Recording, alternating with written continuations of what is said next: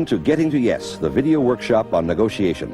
In this program, Roger Fisher, William Ury, and Bruce Patton will show you how to transform adversarial confrontation into side-by-side problem solving.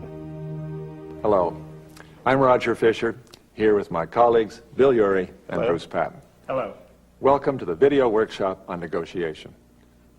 All of us negotiate all the time. You wouldn't be in your present position unless you were a good negotiator. People keep asking us, but isn't negotiation natural ability, not coaching? Once you're good at it, can't you just relax? I compare negotiation skills with those of an athlete. Natural ability is terribly important, but the more natural ability you have, the more you will benefit from coaching, from continuing to learn how to do it better and better. The professional tennis players at Wimbledon bring their coaches with them. They keep learning to get better all their lives. I like that athletic metaphor. The curious thing that strikes me is that if we negotiate so much of our time with our bosses, our spouses, our peers, our customers, our suppliers, our kids, if we're negotiating, say, 50% of our time, and some people would say 90% of our time, the question I have is, if you were swimming, say, 50% of your time, you'd be in the Olympics. And the question I have is, as good as we all are, why aren't we all in the negotiation Olympics? And I think the answer lies in the fact that when you swim, you always have part of your mind focused on your stroke, on improving your stroke, on improving the process of swimming. When we negotiate, we have almost all of our attention focused on the substance, on the terms and conditions, on the price. Well, what this videotape workshop is about going over the process of negotiation so that we can all be in the negotiation Olympics. One difficulty we often have is that the more you negotiate, the tendency is to get better and better at less and less. When the stakes are high, we focus on our most confident skills. But that means we get better and better at a few skills and leave others to wither away. We become one-sided, not very flexible or adaptable. Each of us has room to broaden our repertoire of negotiating skills. And we're not just going to talk about negotiation. Words don't describe adequately what really happens. You're going to be watching a lot of different examples. We're going to be acting in examples, demonstrating what can be done in different kinds of negotiations. Mistakes people make, skills they use. Let's watch the first negotiation. Mr. Gillum, I've already told you, my position is $14 million. If you want to take the station away from me, that's what it's going to cost you. Mr. Bryant, our position is $8 million for your share. That's 8 times your share of cash flow. That's fair, that's reasonable. I don't understand where you're coming from. Well, I get my number $14 million from what I know this station is worth. I'm the one who came in here 5 years ago when it was down and out as number 3 and built it to number 1. I know this station, and I know what it's worth, and $14 million is my share of what it's worth. That's what it's going to take. Your partners have given me 2/3, an option on 2/3 for $16 million. Why is 1/3 worth $14 million? My partners have not been around here nearly as much as I have. I'm the one who made this station. I really don't care what kind of deal they cut with you. My position is $14 million because that's what I know this station to be worth. If you want to take it away from me, that's what it's going to cost. $8 million is our position, Mr. Bryant. That's a take it or leave it. Well, $14 million is my position, and that's a take it or leave it. Does that negotiating process look familiar? Adversarial, deadlocked, telling each other, not listening very well, not trying to understand where the other side is coming from, not treating the people with a whole lot of respect. There's a chance in negotiation to do it differently. We believe that negotiation would be better off if you can treat it as side-by-side problem solving. Both parties share a problem. They think that a negotiated agreement would be better for both than no agreement. And they share the problem of trying to find an agreement that both can live with. And a good agreement, one that doesn't leave potential joint gains on the table. This whole video is a way of helping you prepare for negotiations, a way to think about it in an organized way, and a way to realize that in advance of negotiation, you can do a great deal that'll affect the total outcome.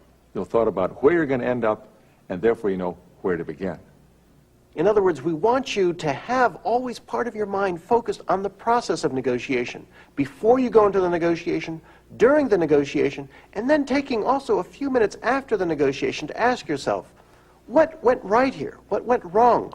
What could I do differently next time? What surprised me? So that you're learning from each negotiation, because you have so much rich experience that if you can tap that experience and turn it into better and better skills, you will end up, as I mentioned, in the negotiation Olympics. A point we're going to make throughout this workshop, this video, is to give you a big structure, the basic building blocks of negotiation, what they are. Interests, what do you really care about? What do they care about? Options, what are some possible agreements we could have? Let's get the range of what we could agree upon. Standards, how can I persuade them they're being fairly treated? How can they persuade me? How can I persuade myself that I'm being fairly treated and not being ripped off? People. How do you deal with the people issues in negotiation? And BATNA. What is your best alternative to a negotiated agreement if you can't settle? Let's begin with segment 1, interests.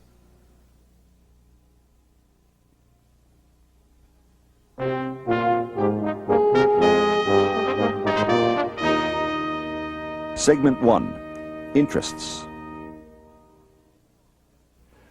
All too often we approach a negotiation like that radio station owner and the buyer, almost as if we were two armies approaching each other from opposite sides of a battlefield. We dig into our positions, $14 million, $8 million, we build trenches, fortifications, no one's going to move, each side knowing full well that we're going to have to somehow dig ourselves out of our positions if we're going to get anywhere near the middle. And so what we do is we dig ourselves out, and we move about 10 feet, and then we dig ourselves in again. I've often wondered why people go through that exercise when the purpose of negotiation is not so much to meet your position, it's to satisfy your underlying interests. And that's perhaps the key distinction in negotiation, is the distinction between what your position is and what your interests are. Your position are the things that you say you want, the concrete things you demand, terms and conditions, dollars and cents, $14 million, $8 million. Your interests are the underlying motivations, the intangible motivations that lead you to take those positions. Your underlying needs, your desires, your concerns, your fears, your aspirations. Those are your interests. In any negotiation, you want to understand your interests. Just as important as understanding your interests is understanding the other side's. Think about it for a moment. What is negotiation? Negotiation is an exercise in influence. You're trying to change someone else's mind. Now, if you're trying to change someone else's mind, the first thing you need to know is where their mind is right now. You need to be able to put yourself in their shoes. That is perhaps the single most important skill in negotiation, is the ability to put yourself in the other person's shoes, see the world the way they see it, see what drives them, see what motivates them, so that you can craft a solution that meets their interests and meets yours. The best way to understand the process of getting behind positions for the underlying interests is to see it in action. Let's return to the radio station negotiation and watch Roger prepare the potential buyer for a second meeting with the owner of that station. Roger, the guy's a mule. He wants $14 million for his share. That's all he wants to talk about. I can't reach him. I don't know what's going on with him. What do you want? What's the company want here? The company... What's the purpose of this negotiation from your point of view?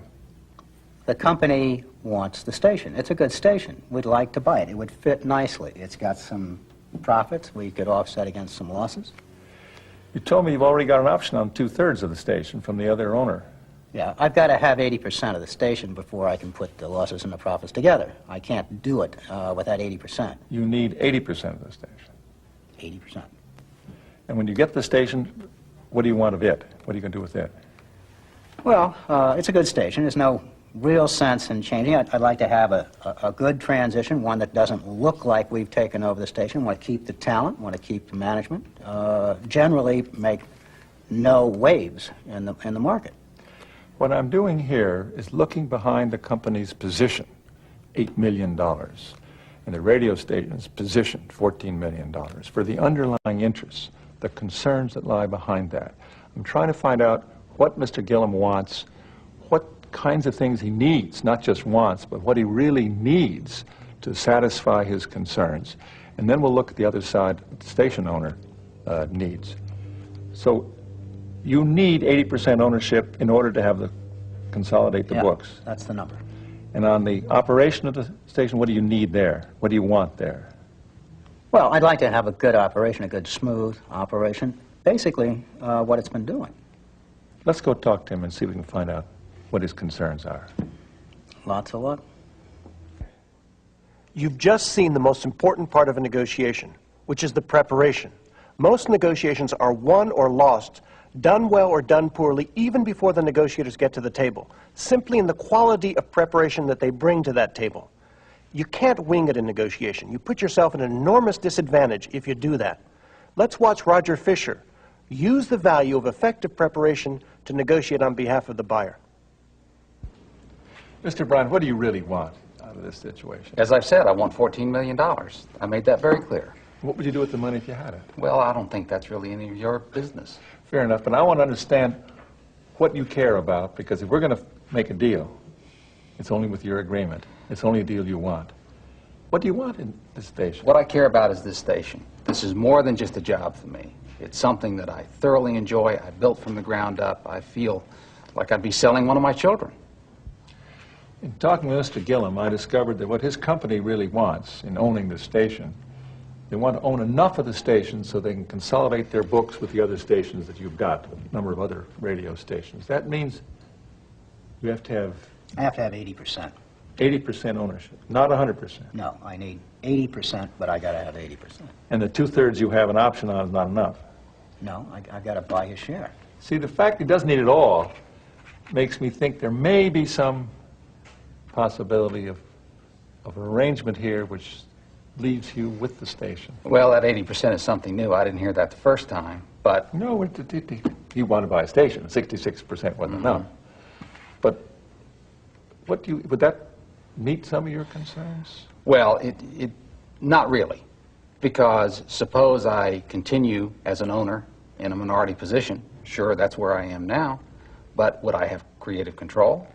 That's another interest. What's that mean, creative control? Why do you do that? You actually decide what programs? I decide what programs. More importantly, I decide the overall format.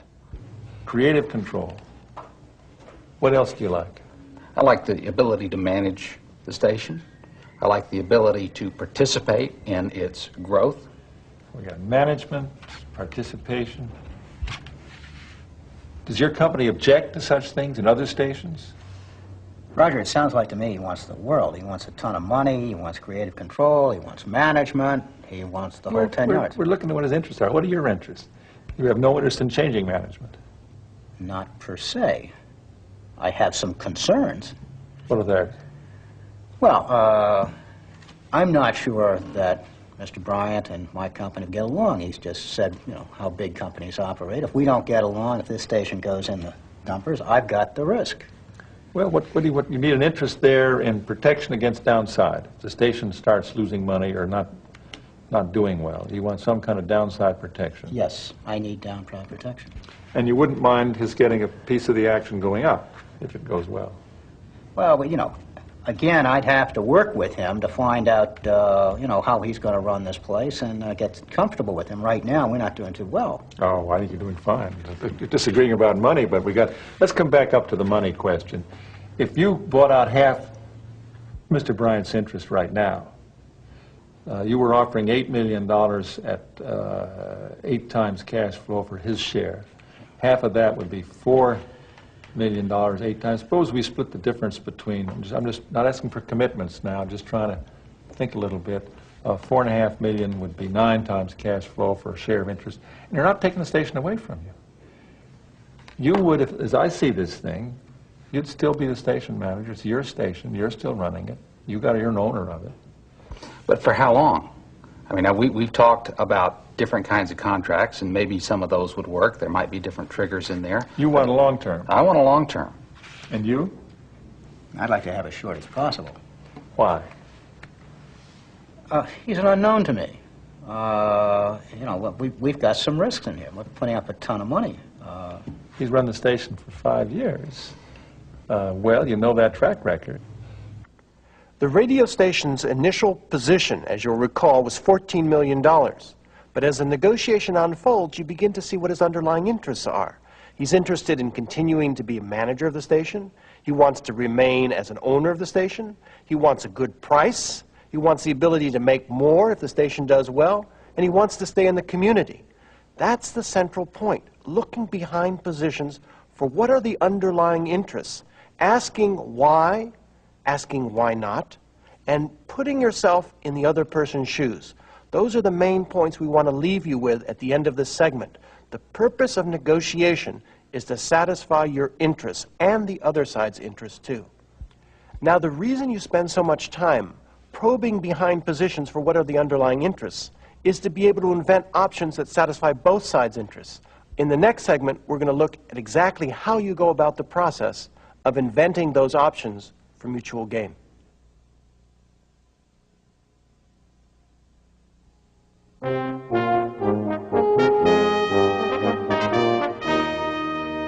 Segment 2, Options. Focusing on positions not only conceals underlying interests, positions tend to limit the ways of meeting those interests. An important negotiation activity is to invent various ways in which the underlying interests might be met. If I want to buy a building, I'll say my interest really is using it. Should I lease it? Might I rent it with an option to buy? Might it be a long-term lease or a short-term lease? Might I rent part of it? Might we jointly own it? You want to think of a wide variety of ways of serving those underlying interests. When we say option, we mean a possible agreement or a part of a possible agreement. Something you might do, it could be included in an agreement, it could be a whole framework, but it's not a commitment, it's not a promise. We're exploring what we could do. It's brainstorming. It's generating things that might be included in the outcome of this negotiation. A major feature of negotiation is to explore possible agreements, bits and pieces of agreements, to invent a range of options of what could serve our mutual interests before making any decision. In this next situation, we have a labor negotiation. Bill and Bruce have been retained by the two sides to help facilitate the process, to change them from the rut they're locked into a more constructive activity of generating options. Frank, you and I have been working together for how long? More years than I care to talk about. And yet in all that period of time of our bargaining, you haven't heard a thing I've said, apparently. For you to come to us with this proposal is to undermine the very foundation of our union. We believe in seniority. You know that as a union, seniority is one of our bedrocks. And yet you come to us with something that jeopardizes the seniority of our men and women. I don't understand you. You realistically expect me to go back to my people and say, we're going to start training people at the age of 55, 58 to 60, people who are going to retire in a couple of months? Do you expect us to go back to our people who have been on the job for 20 or 30 years and tell them we want them to have a younger person leapfrog over them, Frank, get better paying jobs, more training? We're aware of your seniority rules, but we have to find something within the parameters of our living. I mean, you're asking us to go in and say to 30-year-old people who are just starting their career in our industries, say, okay, we're going to forget about you. We're going to train your father and your grandfather. And that's what... Those people have come into the company and come into the union expecting to be long-term players, expecting to be trained along the way. The only way they're going to be long-term players is if we're still in business. And the way we're going to stay in business is to stay competitive. And the way we hear this from you guys every year. You know, you don't have the money to do this, you don't have the money to do that. You told us 5 years ago you didn't have the money to do the training. Now you've got the money to do the training, but you don't want to train the older workers? If you haven't You know, kept folks, up... I get the sense that you've gone over this before, you've talked about this before. Yeah. I mean, it's impressive, really. I mean, I almost have the sense that you could go on forever. We do this 9 months out of the year. Well, in the past that may be. I'm not sure that's the best way for us to spend our time here. I don't know if we're going to spend 9 months and, get anywhere. In fact, there are two ways to talk about an issue like retraining, or any issue for that matter. The first is you can talk at each other. You also have the choice of talking with each other. You can decide to focus on the past, or you can choose to focus on the future. You can try and talk about who's right, decide that issue, or you can try and talk about what are you going to do about it, what's to be done. You can blame each other, or you can jointly tackle the problem. You can try and score points at each other, or you can clarify your interests and try and invent some options. Now, if I were to ask you in the last 20 minutes talking about this issue, Where have you spent your time? On this side of the line or that side of the line? I think it's self-evident. Self-evident. This way has produced two options for you: rigid seniority and management discretion. Before taking any decisions, you want to have as many options on the table as possible. Now, in order to invent options, we need to back up and clarify the interests that those options need to serve. Now, let's take a look at interests. On the union side, we've got interest in maintaining job security, rewarding loyalty, upholding precedents, and satisfying constituents. On the management side, we've identified efficient use of resources, flexibility on the shop floor, satisfying the board, and investing for long term. As you look at these interests, do you see any shared interests, any overlap among these interests? Do you see any? Bill, I think we have to admit as a union that the company over the years has been very fair to the employees. Certainly we don't agree with some of the things they've done, but they have tried to be fair with us. Well, I think we also have an interest in this investment for the long term. We'd also like to have a well-skilled workforce. Now, what's interesting is before you had two positions: seniority, company discretion. But if you unpack the underlying interests, it looks like there are some shared interests here. It looks like you might be able to invent an option here, to have as many options as possible so as then to make the decision. So can we spend some time talking about some other possible options that could meet both sides' interests in this situation? Bill, as the president of this union, I have difficulty with that. We need to caucus ourselves before we get into anything like that. Okay, Al, what I'm talking about is no commitment. There's no commitment on both sides. We're just talking about inventing options. No one's asking about making a decision here at the table. And if you feel more comfortable about it, we could do that separately. The union could go off by themselves. You could stay right here, and I'll help you invent some possible options. You could then decide which ones you want to talk about with the other side, although there's still no decision. Management could do the same. We could get back together, talk about it. But remember, at this phase, there's no decision being made. All we're trying to do is put out some possible options so you can make the best possible decision. And this union won't be committed. And the union won't be committed. Nor will management. Nor will management. Fine, sure. Is that Try. something? Want to try?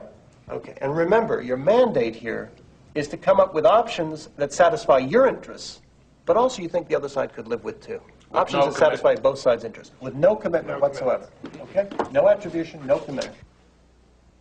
Notice how Bill and Bruce backed up to clarify the interests of the parties before working on the inventing of those options that are designed to meet them. Mr. Warren's concern with inventing in front of the other side is serious and a real concern, a justified concern. People often understand an idea as an idea to which you're committed. So if you say, how about this, the other side may say, I accept. So it's quite important to make it very clear that you're not making commitments, and it's much easier to invent first in your own team, on your own side, generate ideas free from any concern of what the commitments are. Even there, and within your own team, it is hard to withhold judgment. We tend to think the purpose of any meeting is to agree. So when someone puts up an idea we don't like, we often shoot it down. But if we want a wide range of ideas, the purpose is to broaden the range of possibilities, broaden the scope, and not just look for the best one. The best one will be selected after we've got a lot of ideas on the table. Other options? I was thinking if we could somehow enhance the retirement package. Some of these people might volunteer to do some sort of early retirement. Okay. What about some other options? Why not try some kind of a mentor program? I mean, really utilize some of these senior people without making them feel like they're obsolete. I'm not sure how some of my guys might feel about that, actually. Okay. Remember, Frank, we're just trying to get as many ideas as we can, no criticism. Let's just take a look at this mentor program. Yeah. Tell us a little more about it. Well, you pair up senior employees with the less senior employees, have them work together for 3 months, say, per department, and then maybe change so they get different perspectives. I think that would give us a well-diversified, well-trained staff. You know, at our last sub-council meeting, your group said to us that they were very concerned about job security.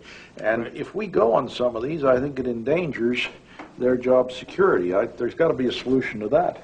Right. But can you think of any way to improve on that? You know what really would satisfy them is to give them some job guarantees. Okay. You know, right now, I think what worries them is we're talking about training younger people, and our fear is, of course, once they're trained, then they come to the 55, 60, 65-year-old guy and say, hey, buddy, we don't need you any longer. So we need some kind of, if management's willing to guarantee those people, well, we'll take a look at this kind of training. That'll take care of your people. So what I hear you saying, Al, is that if retraining means getting rid of some of the older people, that's one thing. If retraining means enhancing the job skills of the younger people, but safeguarding the jobs of the older people, that's something you're willing to do. Sure, we'd look at that. Okay, so those are some options. Let's try an asterisk 3 that we might bring back into the joint meeting with management. What are the 3 most promising options here on the list? What would you say? We've got to keep seniority on the table. Okay, so seniority, you want to, obviously. We couldn't get ratified without it. Okay. Also, job guarantees of some kind, don't you think? Yeah, I think so. Job guarantees, that's a very promising idea. Okay? But I think we need a voice in the training. I don't think there's any question that without a voice in the training, why we aren't comfortable. Okay, a voice in the training. Okay. But I don't think we want them to know, do we, that we've asterisked those, do we? Well, let me ask you this, Al. You see, bargaining, you're taking our flexibility away. Oh, you're not making these as proposals. Well, These are just options you're willing to talk about. Is there any option here that you're not willing to talk about? I think that the concern is that Yeah. if we offer up an idea, they're going to glom onto it Right. as if we proposed it. Right.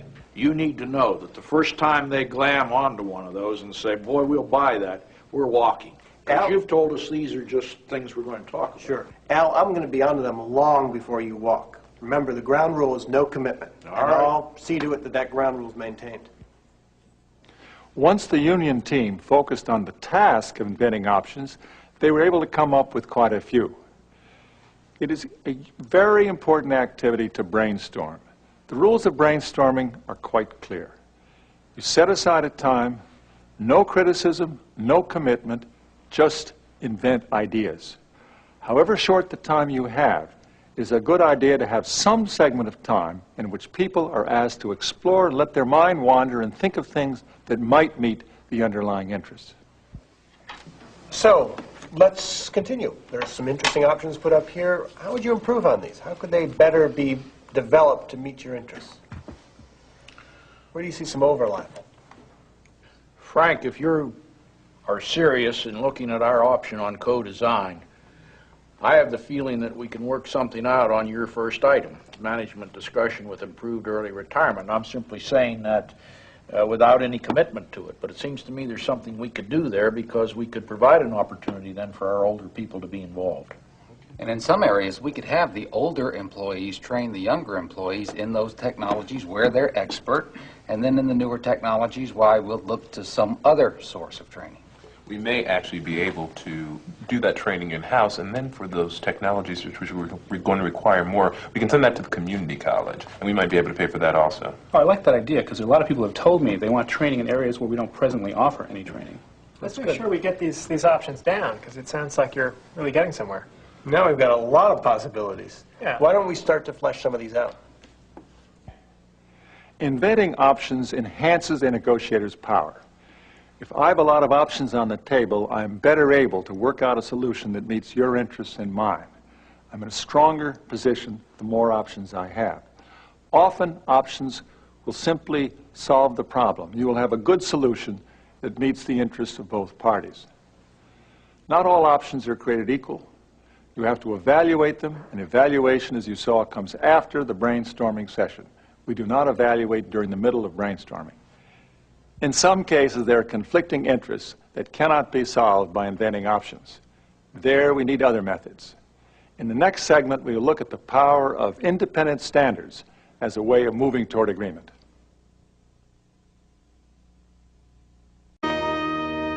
Segment 3, Standards.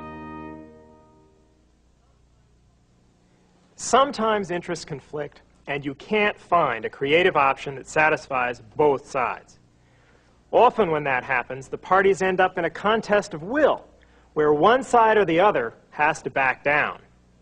That kind of contest is costly. It rewards stubbornness and deception. And nobody likes to back down. And so they don't. And the process takes forever.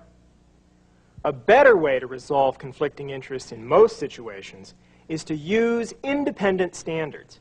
For example, when I'm negotiating with a client, it's much more effective for me to explain that the fee I want is what I've been paid by a dozen other clients, than just to say, well, that's how much I want.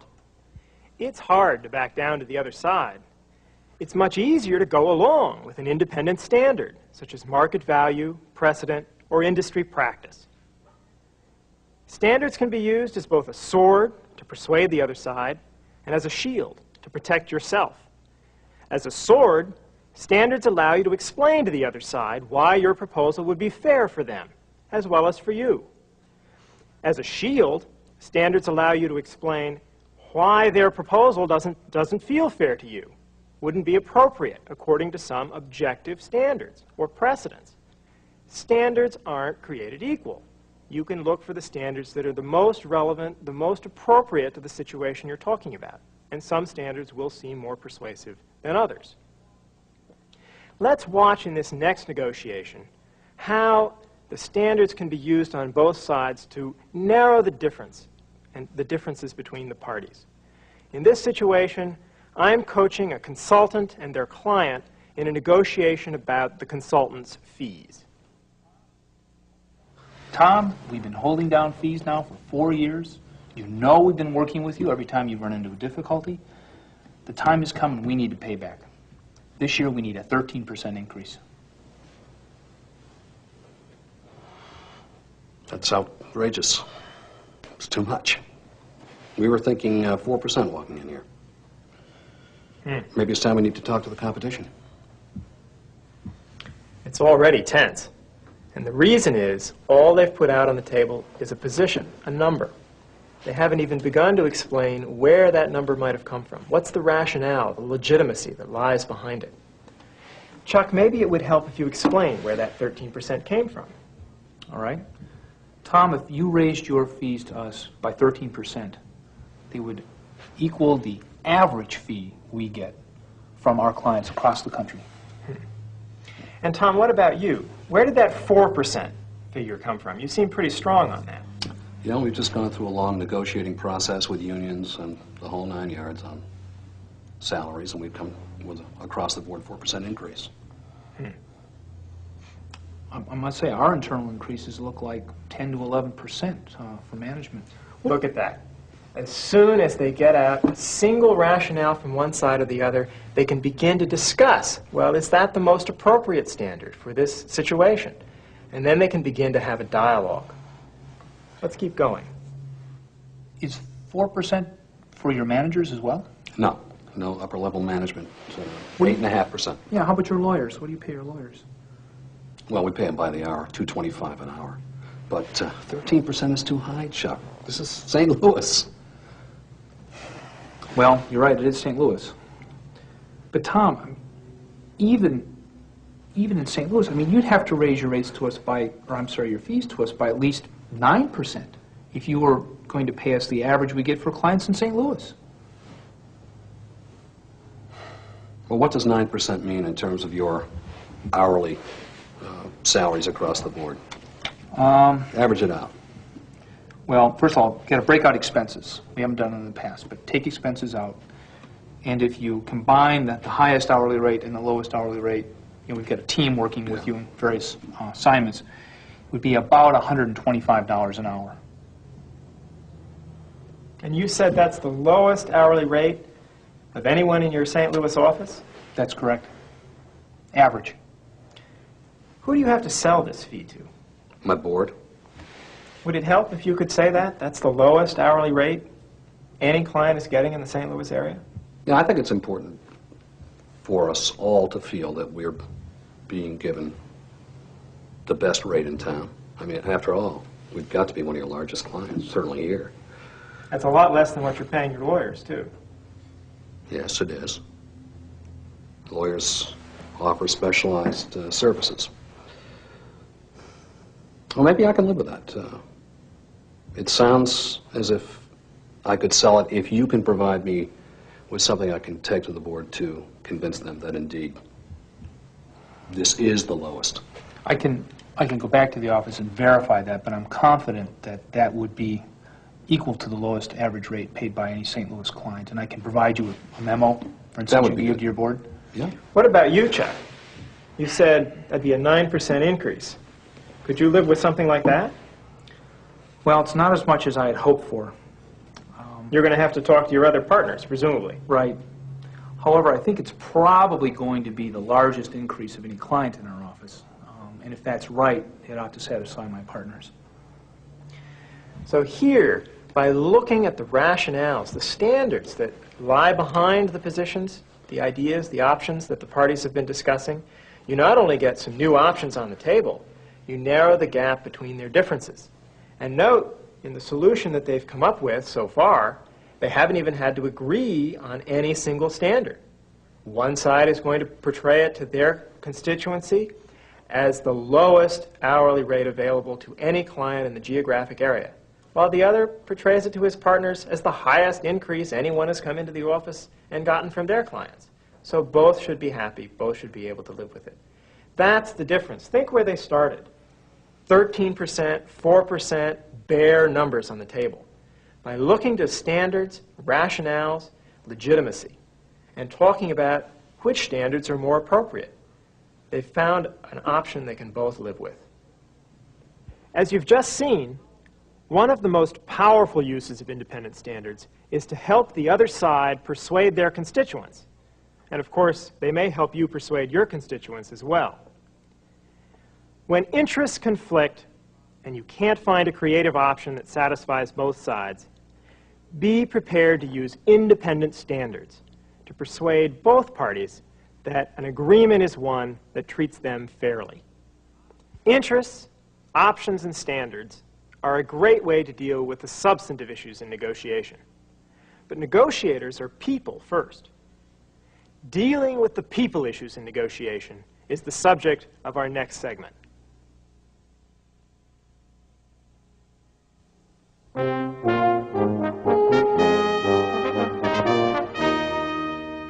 Segment 4, People. Constantly in a negotiation, you're trying to focus on the problem, you're trying to look at the interests or the options or the standards, and the people get in the way. Their emotions, their egos, their different ways of seeing things, their communication patterns. Constantly, you're focusing on the problem, the people get in the way. People make two assumptions. Either they assume that, look, I've got to be soft on the people. I need this relationship. And that means being soft on the problem, giving in, making concessions. Or they make the opposite assumption. I've got to be hard on the problem. I need to get this. I need to get this for my organization or for myself. If that means being hard on the people, well, that's real life. We're in the world of business. We're not holding hands. What we find successful negotiators doing is rejecting both those assumptions. What they do is they separate the people from the problem, almost like drawing a line in their heads between the person and the problem, in order then to simultaneously be soft on the people, hard on the problem. In fact, the harder you need to be on the problem, the softer you need to be on the person if the person is not going to get in the way of dealing with the problem. First part about emotions, I think, is to be aware of your own, be sensitive to where they are, feel them, and then be sensitive to the emotions of the other party. Try to acknowledge them, see if you can't understand how they're feeling. We sometimes think we're taught as children it's naughty to be angry. There's nothing wrong with feeling anger. It's like feeling hot or feeling cold. It's a feeling. How you deal with anger is something else. People have a tendency to believe that when they disagree about something in negotiation, one side has to be right or the other side, and somebody has to be wrong. Usually that's not true. If people feel strongly about an issue, it's much more likely that they have facts you don't have, that they see the situation in a different way, which is perhaps partially valid, perhaps even as valid as the way that you see it. Before you get into a heated argument back and forth about who's right, it's better to say, how do they see it? Is there some piece of what they see that if I knew would make a difference to me? So what I've heard are there emotion problems as people problems. There are problems of perception, the fact that people see things differently. Right. And the third category is communication problems. Most people think of communication as my telling you. We think of the communication industry as broadcasting. Great communicators are people who talk and tell people things. I would say if communication is the problem, half of the problem is listening. In fact, the more important half is listening.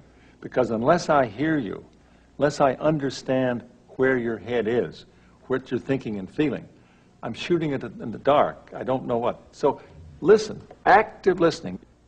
Listening, acknowledging your feelings, acknowledging the other side's feelings, putting yourself in the other side's shoes, none of them involve making a concession to the other side. The key point is to deal with people problems with people techniques and then deal with the problem on its merits. In the next negotiation, John Nathan is being asked for a raise by a talented young associate of his. John wants to avoid the raise. In fact, he wants to avoid discussing the problem by threatening the relationship, by indicating the relationship is at stake. He is deliberately, although maybe not consciously, mixing up the relationship with the substance. And Tim, asking for the raise, is fairly good in saying that the amount of the raise should not depend on the quality of the relationship. Let's watch. I've been here for 18 months. I've been working really hard. I came to this firm because I value your advice and what you've taught me so much. And I think that now I'm looking around, I'm seeing other people in the firm coming in, hiring laterally at higher salaries than I'm getting. I'm wondering perhaps, is there a reason for this? Is there a reason that I'm not being paid comparably to other people in my position? Oh, I hear what you're saying. That we're flying still a little low to the ground. We're trying to take this thing up to the 40,000 feet we think we ought to be flying at. You're doing a lot to help us get there. But you and I, we haven't talked money much. You knew coming in that we didn't have a lot of money to spend except on the projects and on the stuff that we're doing that are making us feel like we're contributing to something, making a difference out there. Money brought up between us at this time just seems inappropriate somehow. I'm uncomfortable about it. In what way? I'm sorry. Is there...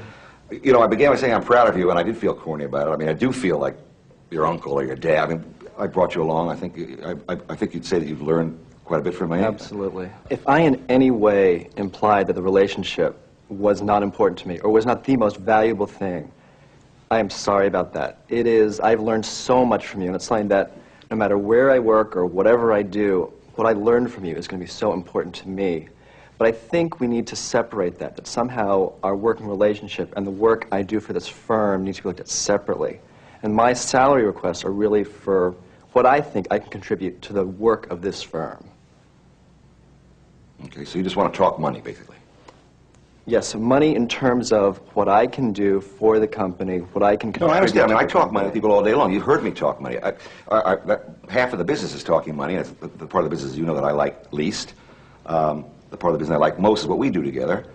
Fine. We're going to become merchants, basically, for the next 10 minutes and have a conversation about dollars and cents. Is that what you're asking me to do? I don't know if I would use the word merchants in the sense that... Well, it's a haggle, basically. It's a haggle. You could be a fishmonger, I could be a housewife.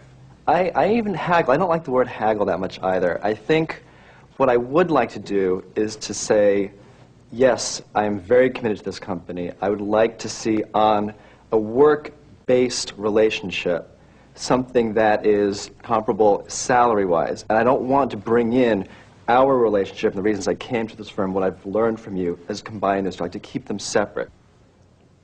Okay, how much do you want? Well, I look at the other people you've brought in recently who are in my position, who are laterally hired, who are about $40,000, and that's the reason I think it's fair for the work I do.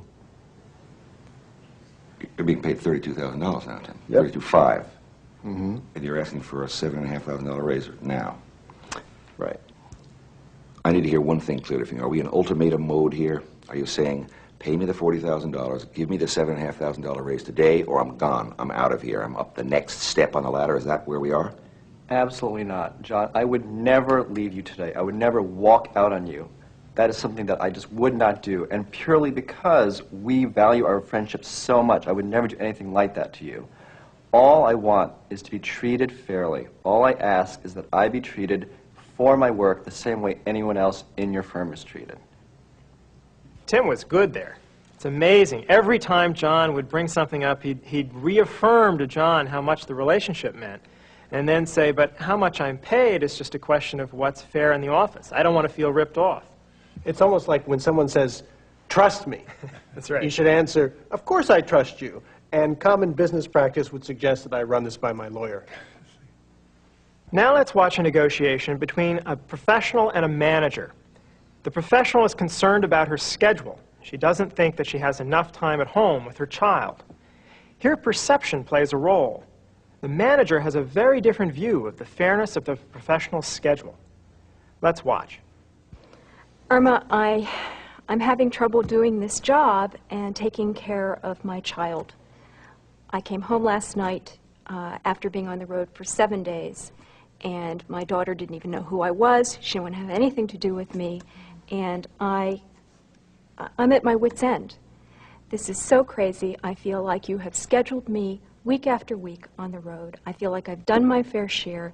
I do work really well, and I'm really going crazy. This is really difficult. I can't keep it up. With the quality of my work, as well as being a mother, which I never get a chance to do because you always have me on the road, it's been really difficult. I think you can understand this, Irma. You're a mother. You understand what it's like. It's been really, really difficult for me. Can you help me? Well, I certainly understand as a mother what you must be feeling. If I came home and my child didn't recognize me, I'd be very upset. And I would like to help you. I want to help the company, too, so there may be some conflicting interest there. Let's talk more. Well, isn't motherhood the most important thing in the world? I mean, the child's welfare? I think that's very important, and this is a very critical time in your daughter's life. And that's a priority question, and I think that's one of the questions you and I need to talk about. Where are your priorities right now? Well, I want to be a good mother, and I want to be a good employee of this company. I want to keep my work at the level that it's at, and I feel that if you put me on the road as much as you do, I can't be good at anything other than my job. Okay. So you're feeling like there's not enough balance in your life right now. Well, Francine, one of the reasons we put you on the road is you're one of our best employees, and we've got a lot of demand right now. And more than that, we're hearing, and I'm hearing from other folks, how come Francine isn't on the road as much as we are? And I said... Who is saying that? Well, let me tell you, I thought that was ridiculous, too. So I pulled together the data, and I looked at it, and I said, you know, actually, you are doing about 80% of what other people are doing. And that's been because I've been trying to the extent that I could to minimize the amount of time you have on the road. 80%? About 80%, yeah. So they're right. In other words, they feel like you're getting a break that they're not getting. So when I'm standing in my shoes trying to understand what it means to be a mother, I'm also hearing this voice of 24 people over here saying, hey, is this fair? And I'm frankly facing the dilemma of saying, Francine, maybe you should do more, and you're now coming in saying, you got to give me less. Yeah, you got to give me less. Okay. I have several responsibilities. One is to keep you and those other 24 people happy, productive. But I also have to make this company work, and I have to make sure our clients are happy. This is our busiest season. There's no way at this point I can reduce the workload. I think we can talk... Wow. Well, yeah, I know that's, especially after what happened to you last night. I'm sure this is not good news. I can't reduce it right now, but maybe we could talk about some options long term that could give you some relief in the future. So you're willing to work with me on this? I'm willing to talk about it and to see what's possible, because I don't want to lose you. If there's a way to keep you, treat others fairly, and keep our revenue stream where it needs to be, I'm willing to work with you. Bill, what did you think of Irma's performance there? What did you see? I thought Irma did a beautiful job of separating the people from the problem, being soft on the person while remaining hard on the problem, keeping the company's interests in mind. No, she's certainly able to be firm and friendly at the same time. It really makes a difference when you can do that. It's not just the words, it's the tone, it's the spirit, it's the intent that lie behind the words. Well, all of these techniques are more than just, words or formulas that you memorize. They don't work as formulas. You really have to mean it. And that's why, that's why dealing with people is hard. You have to make this part of you and really make it work. But if you can, it'll make a big difference. In every negotiation, there are people problems. When these loom large, when they become important, you want to get the first basic point. Disentangle the people issues from the substantive ones of price, terms, conditions, whatever you have. Just take them apart. Deal with the substance on its merits. But don't try and buy the relationship. Don't give in on the substance in order to improve their personal relationship. Deal with the substance, disentangle it, and then turn to the people problems. Deal with the people problems using people techniques. Acknowledge your emotions and theirs without blaming one side or the other. Listen actively, put yourself in their shoes and understand how they see it. Those are the techniques that allow you to make them feel respected and well treated. Above all, turn a face-to-face confrontation into side-by-side problem solving. So you're both sitting on the same side of the table facing the problem. You're attacking the problem jointly, not the people.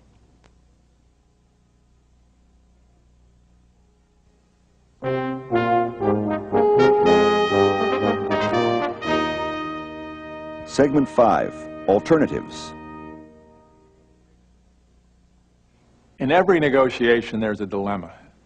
Shall I risk the mistake of walking away without agreement, or risk the mistake of signing an agreement I wish I hadn't signed, regretting it? Every negotiator feels uncertain. Is this deal good enough? Should I walk? Should I not? If I walk, I may get to the door, look out, and discover it's awful. If I stay at the table, I may sign an agreement when there was a better deal around the corner. The answer to this dilemma, the solution again, is preparation. Before you sit down at the table, know what you will do if you walk away. What is your best self-help alternative? We call this your BATNA, your best alternative to a negotiated agreement. And I want to have that in my pocket. I want to know just what I'm going to do. That is the measure of the success of any negotiation. Unless it's better than that, I ought to walk away. If it is better than that, I want to stay and make sure I don't make a mistake by walking out to something worse than what I can agree to here. When we use the word option, we mean possible agreements. If I'm buying a car, I'm thinking of getting one kind of car or another. I'm thinking of having special features on it, special paint job. We're looking at the possible terms of an agreement. Cash payment, installments, all those things. When you use the word alternative, we mean deals I can make away from the table. What other cars could I get? Second-hand car, another dealer, things over there. We're looking at my self-help alternative as far as this negotiation goes. It greatly strengthens my hand in this negotiation if I already know what's the best deal I can get down the street. As you look ahead, we want to understand the concept of your self-help alternative.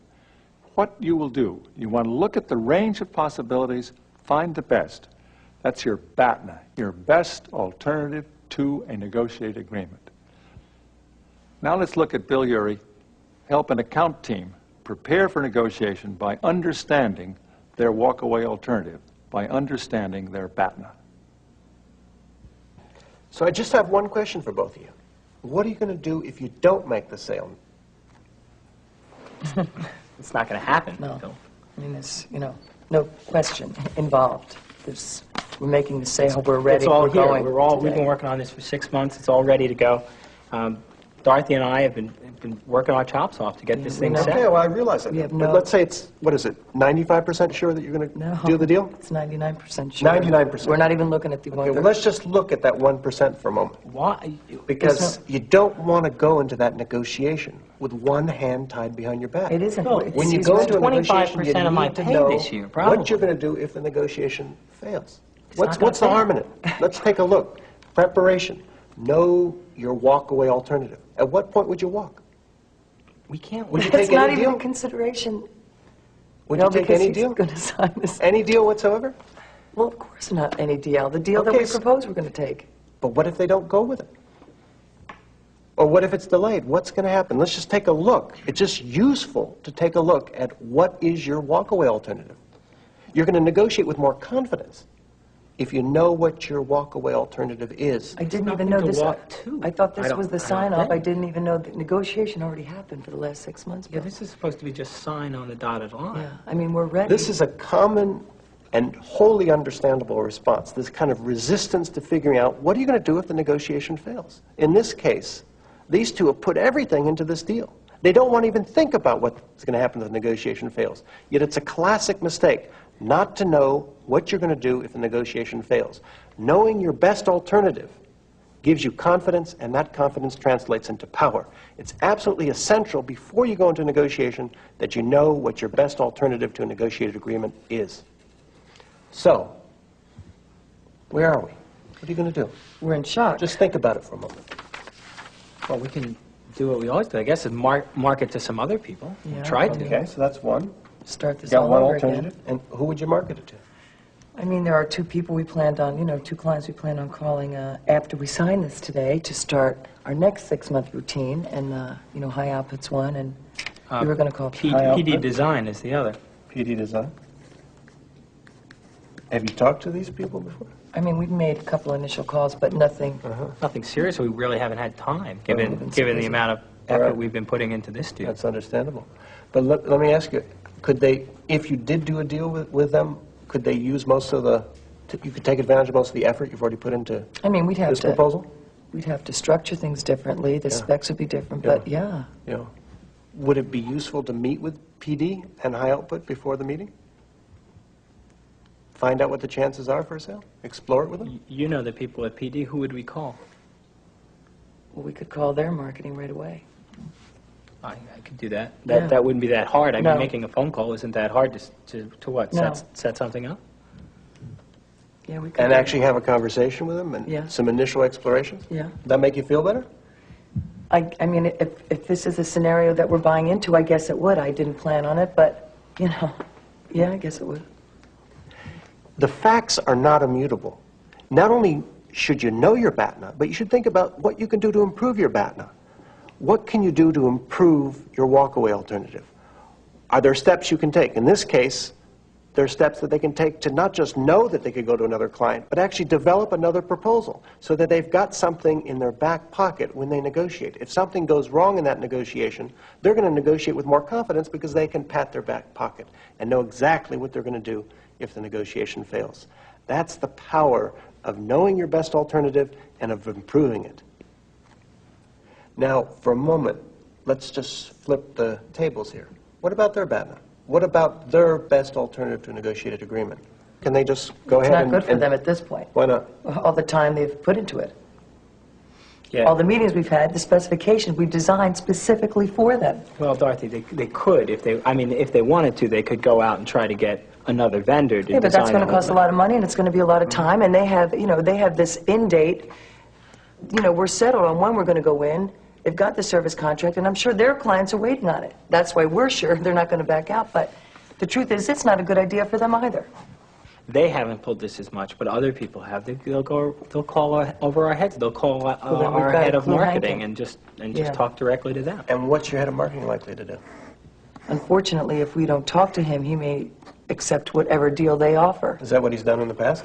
Well, Not exactly, but it would there be have better been if- occasions Yeah. when, we've looked like we've said, no, we won't give in, and lo and behold, we find out through channels that we cut the price by 10% or something like that. I think that we should have a meeting with Hank That would be useful, to meet with Hank and let him know what we were thinking in case something happens. Okay. And I want him to back us up. Yeah. We should talk about how far we'll go and then have him back us up 100%, Okay. so that they know we're talking for the company. Knowing their BATNA is just as important as knowing yours. It gives you a sense of self-confidence when you realize that maybe you thought their best alternative was a very good idea. But when you look at it more closely, as these two have just done, you realize that maybe their walkaway alternative isn't so good. And that gives you more confidence in the negotiating situation. This account team, knowing their BATNA, understanding what they will do if agreement is not reached, is now well prepared to handle anything that happens. Many people confuse the concept of a BATNA with what they're familiar with, a bottom line. I won't pay more than this, I won't pay more than that. Maybe you need that, maybe you want it, maybe you have limits on your authority, but far more powerful than any arbitrary bottom line that you yourself have set is the reality of what you will do if you walk away. What is the best outcome you can get for yourself without the consent of the person with whom you're negotiating? Let's see what happens in this negotiation when the account team meets the other side. John, Dorothy. good to see you. Thanks. Good to see you. John, Paul. good to see you again. Good to see you. Sorry I'm late. No problem. So, are we ready to do a little business today? We sure are. hope so. Good. Well, I've just finished meeting with my committee. And we love the technology. We like everything you've done, all your proposals. We're really excited about it. But in order to make this deal finalized, you people are going to have to cut by 15%. Wow. Wow. Not what we expected. 15% is a whopping amount of money in this deal, John. I understand that. But that's what we're asking you to do. Quite frankly, I'm surprised that this came up at this point in the negotiation. We had thought that all the financial end had been settled earlier. What happened? The economy happened. I mean, to be frank with you, we discussed it. We feel there's room for you to move here. We want to get the best deal we can. Is there anything specific we can do to keep the deal we have on the table at this point? You tell me. Well, at some point we have to make a decision. But we do have other options. We have other resources that we could utilize. Oh, wait a minute. I can't believe you even think about walking on a deal like this. I'd hate to. It'd be the last thing I'd want to do. John, really. I mean, we value business. We've all been this together for 6 months. We thought we were going to sign here, so it's the last thing we'd like to do. But we have to be ready for anything, and, you know, we do have other options that we could consider, or there's a possibility of shelving the whole thing if it just has to be worked out monetarily. Wait a minute. Maybe the simplest thing to do would be for me to give Hank a call. You could do that. We just got off the phone with him, and he's behind us. He's seen this deal, John, and I think that he knows what's in it and would support it both on the technology side and on the financial side. But you should feel free to call him. He's there, as Dorothy said. We've met with him and everything, and he'd be perfectly willing to talk with you about this. Okay. I feel your resistance, but I think you should know. I mean, there are other vendors out there, and we have lots of options. There's a lot of other good products out there. It's true. There are, but have you considered at all how much time it took us to get to this point, and just to get to the beginning specific stage of design, what it would take with them? I mean, we were just thinking the other day of what a relationship we have now, the three of us. We And don't just wanna starting lose off this on square deal. one. I don't want to start off on square one with someone else. It's the last thing I'd like to do. We think it would probably be a disaster for both of us if this deal falls apart at this point in time. What do you mean? Well, we've invested months of effort. We've had project teams working with your people. We've been around your plants. We've met with people. And we've tried to put together a proposal that makes some sense. We've invested both personally and credibility-wise an enormous amount of time in this. So the last thing we want to do is have it fall apart now. But we think it would be bad, as I say, for both of us, because as far as we can tell, this is sort of one link in a chain for you and part of your strategy to make yourself more competitive. And to not do this now seems to us like it would set you back a great deal. The issue is, we like the product the way it is. Obviously, do. we want to get the best deal we can. Quite frankly, I hadn't really thought about my own investment so far in your proposal. I think I need to rethink it. Is there anything you could give me in terms of outlining, perhaps on paper for me? In working with the different people to put this together, I've put together just a list of all the specifications I understand that you want this project to satisfy in order to meet the needs of the people down in the end users, essentially, who are going to use this thing. That's all in here. This is work I think you'd have to do again if you started over, and someone on your team probably wants to look and see how much time and effort you think it would take for you to do that. As I said, we'd prefer, I can share this with you, we'd prefer that we not go that way, either one of us. But at some point in time, as you've mentioned, you'll need to make a decision as well. So that may help with some of the people on the committee. John, it would be good to let the committee know that if they want to change the terms on the financial end of the proposal, that's fine. We'll be happy to do that. But once those are open for renegotiation, all the terms are open for renegotiation. And I happen to have some people on my team who would love to do some renegotiation. I don't know if that would be the most positive thing to happen to the three of us right now. If we could avoid it, it may be in our best interest. But it would behoove us to let them know. I'll do that. So when do you think that you could come back with a decision? 24 hours? That would help because we need to figure out now whether or not to schedule some of the people who are currently assigned to this project. And at this point in time, I really need to know from you guys soon whether we're going to go forward or not. All right, well, 24 hours it is then, if you can live with that. In the negotiation, they did not collapse. Many teams at the last minute, many negotiators, faced with a last-minute demand for a concession, just give in. They say, oh, we can't walk away from this deal now. If you thought about your own alternative, and if you thought about the other side's alternative, you give them a little check. Do some reality testing and say, oh, this is bad for you. If it breaks down, it's bad for us.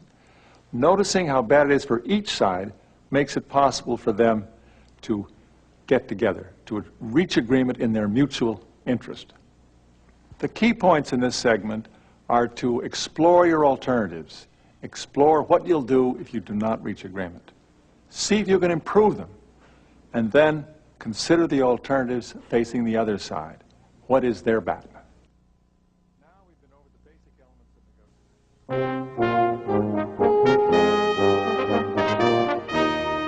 negotiation. Finale. Don't take all these ideas and say, I got to put on my getting to yes clothes and wear them like wearing somebody's suit that doesn't fit. I've got to play a role that I don't really believe in. You want to, as Bill said, internalize them, cut them and fit them so they suit you. So you say what you believe and believe what you say. So you're comfortable. And you'll become more comfortable, using more and more as the time goes on. We have found that these ideas work for us. We've seen successful negotiators use them with great effect, and we're confident that you'll be able to use them too. Good luck in all your negotiations.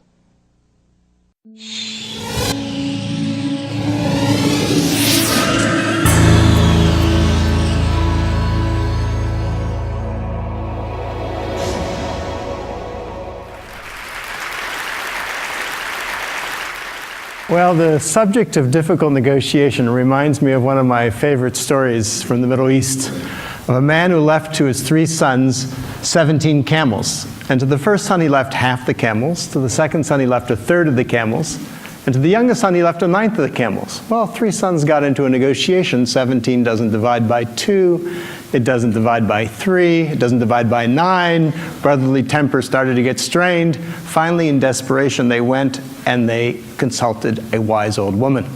The wise old woman thought about their problem for a long time, and finally she came back and said, well, I don't know if I can help you, but at least if you want, you can have my camel. So then they had 18 camels. The first son took his half of 18 is 9. The second son took his 1/3, 1/3 of 18 is 6. The youngest son took his 1/9, 1/9 of 18 is 2. You get 17. They had 1 camel left over. They gave it back to the wise old woman.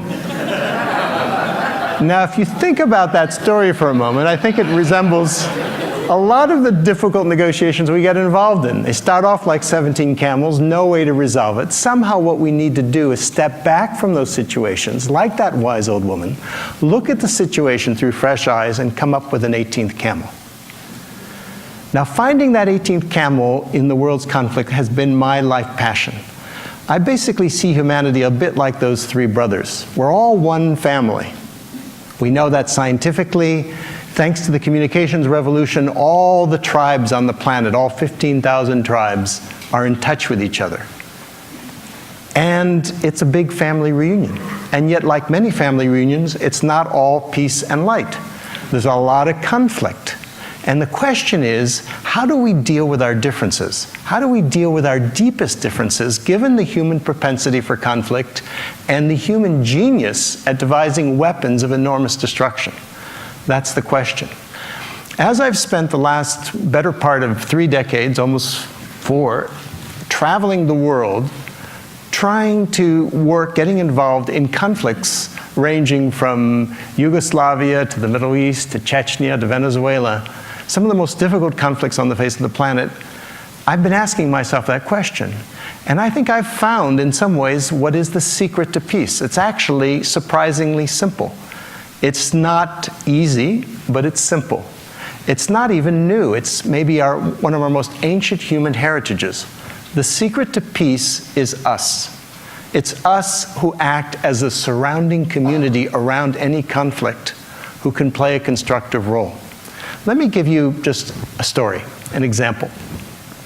About 20 years ago, I was in South Africa working with the parties in that conflict, and I had an extra month, so I spent some time living with several groups of San Bushmen.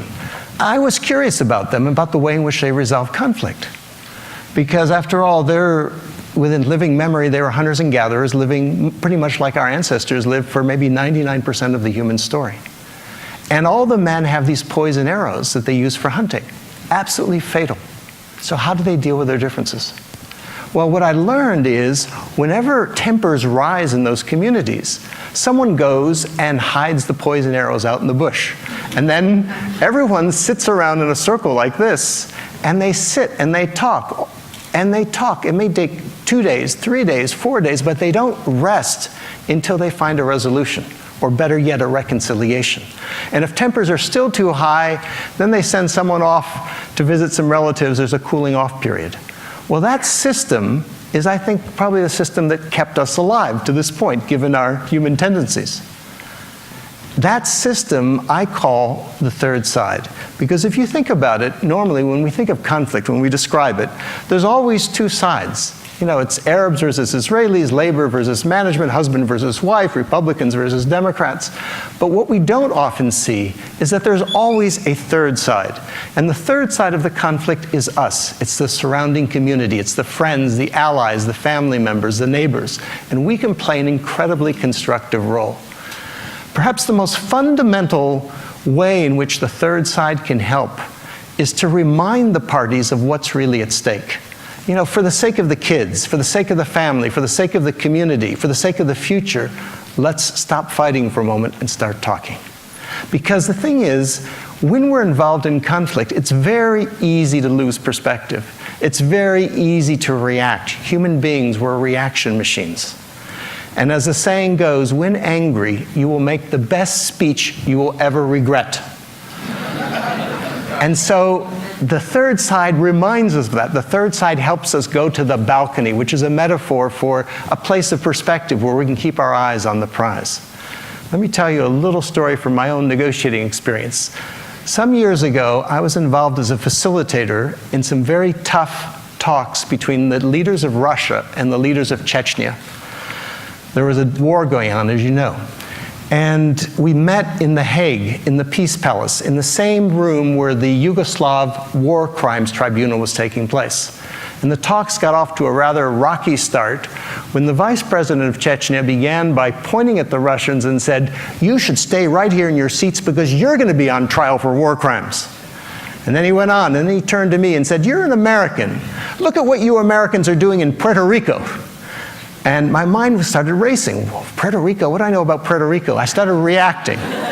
But then I tried to remember to go to the balcony. And then when he paused and everyone looked at me for a response, from a balcony perspective, I was able to thank him for his remarks and say, "I appreciate your criticism of my country, and I take it as a sign that we're among friends and can speak candidly to one another.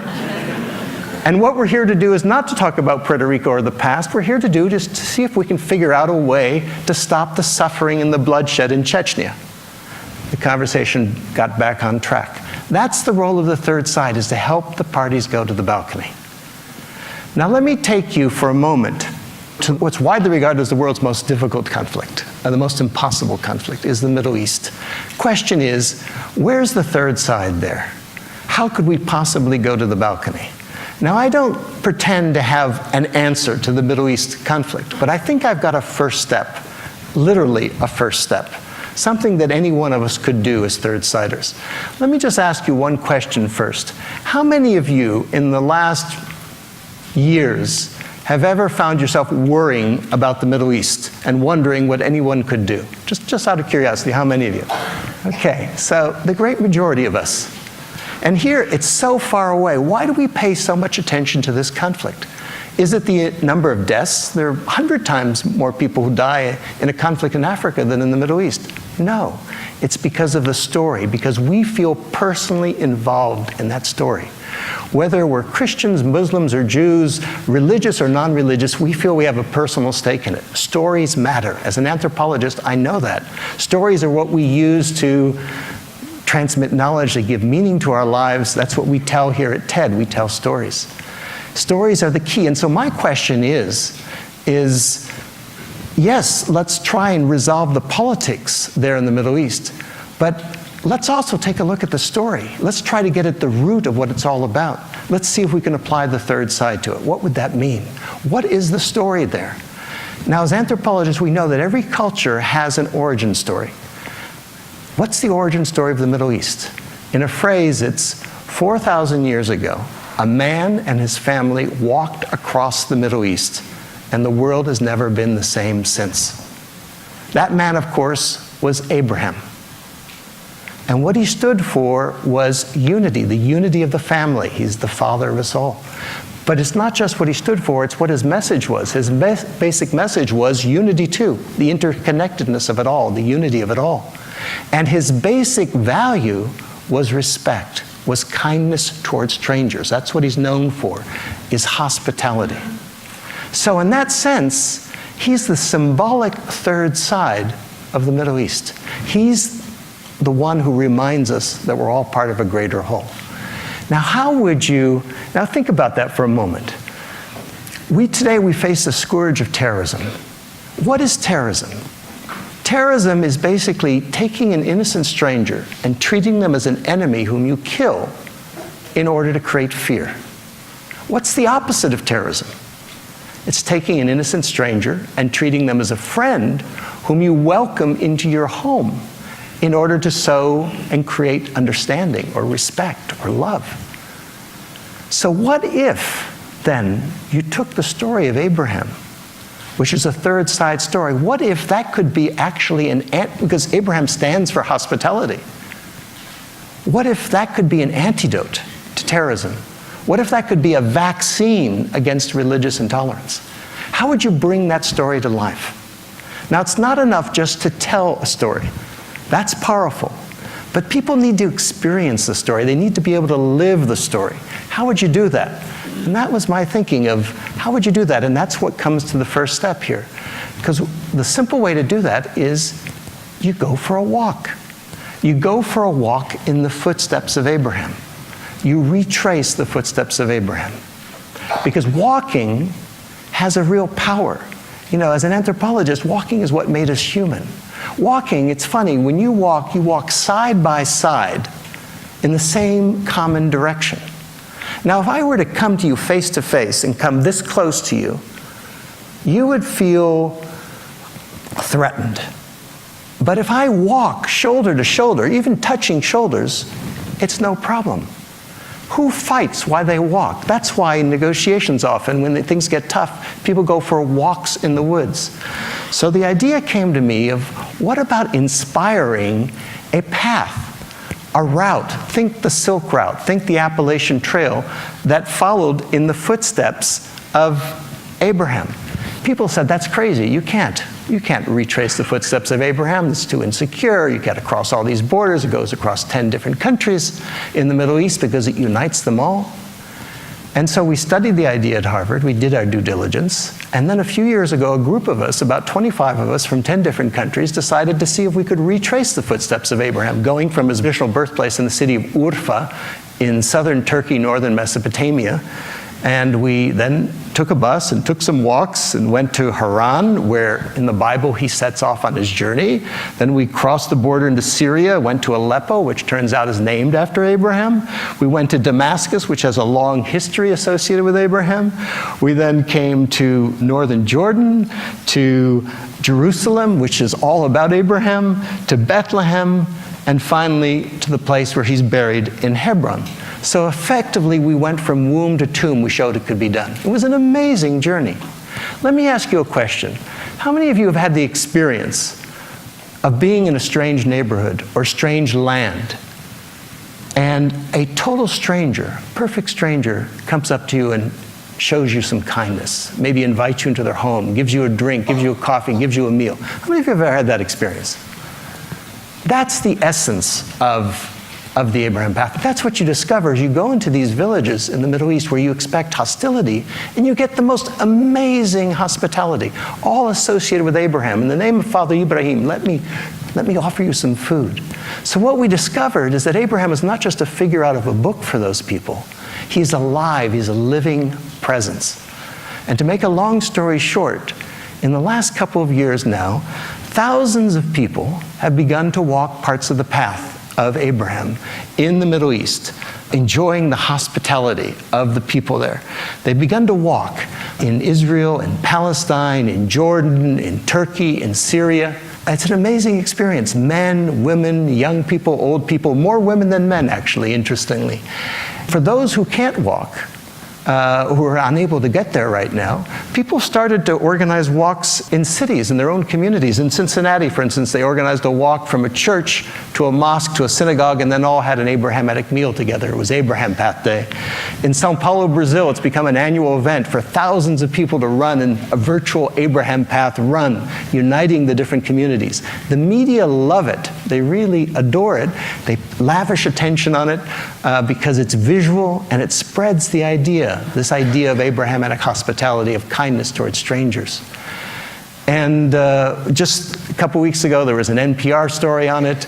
Last month, there was a piece in the Guardian, in the Manchester Guardian, about it, two whole pages, and they quoted a villager who said, "This walk connects us to the world." He said it was like a light that went on in our lives. It brought us hope. And so that's what it's about. But it's not just about psychology. It's about economics. Because as people walk, they spend money. And this woman right here, Ahmad, is a woman who lives on the path in northern Jordan. She's desperately poor. She's partially blind. Her husband can't work. She's got 7 kids. But what she can do is cook. And so she's begun to cook for some groups of walkers who come through the village and have a meal in her home. They sit on the floor. She doesn't even have a tablecloth. She makes the most delicious food that's fresh from the herbs in the surrounding countryside. And so more and more walkers have come. And lately, she's begun to earn an income to support her family. And so she told our team there, she said, "You have made me visible in a village where people were once ashamed to look at me." That's the potential of the Abraham Path. There are literally hundreds of those kind of communities across the Middle East, across the path. The potential is basically to change the game. And to change the game, you have to change the frame, the way we see things. To change the frame from hostility to hospitality, from terrorism to tourism. And in that sense, the Abraham Path is a game changer. Let me just show you one thing. I have a little acorn here that I picked up while I was walking on the path earlier this year. Now, the acorn is associated with the oak tree, of course, grows into an oak tree, which is associated with Abraham. The path right now is like an acorn. It's still in its early phase. What would the oak tree look like? Well, I think back to my childhood, a good part of which I spent after being born here in Chicago, I spent in Europe. If you had been in the ruins of, say, London in 1945 or Berlin, and you had said, 60 years from now, this is going to be the most peaceful, prosperous part of the planet, people would have thought you were certifiably insane. But they did it thanks to a common identity, Europe, and a common economy. So my question is, if it could be done in Europe, why not in the Middle East? Why not thanks to a common identity, which is the story of Abraham, and thanks to a common economy that would be based in good part on tourism? So let me conclude then by saying that in the last 35 years, as I've worked in some of the most dangerous, difficult, and intractable conflicts around the planet, I have yet to see one conflict that I felt could not be transformed. It's not easy, of course, but it's possible. It was done in South Africa. It was done in Northern Ireland. It could be done anywhere. It simply depends on us. It depends on us taking the third side. So let me invite you to consider taking the third side, even as a very small step. We're about to take a break in a moment. Just go up to someone who's from a different culture, a different country, a different ethnicity, some difference, and engage them in a conversation. Listen to them. That's a third side act. That's walking Abraham's path. After a TED Talk, why not a TED Walk? So let me just leave you with 3 things. One is the secret to peace is the third side. The third side is us. Each of us, with a single step, can take the world, can bring the world a step closer to peace. There's an old African proverb that goes, when spider webs unite, they can halt even the lion. If we're able to unite our third side webs of peace, we can even halt the lion of war. Thank you very much.